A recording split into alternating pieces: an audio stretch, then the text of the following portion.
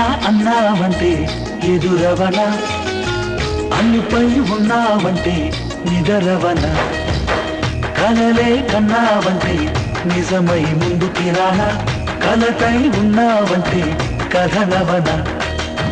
అమ్మలో ఉండే సగం అక్షరం నేనే, నాన్నలో రెండో సగం లక్షణం నేనే. అమ్మ తోడు నాన్న తోడు అన్నీ నీకు అన్నే చూడు, చెల్లిపోని బంధం నేనమ్మా, చిటి చెల్లెమ్మా, వెళ్ళిపోని చుట్టం నేనమ్మా.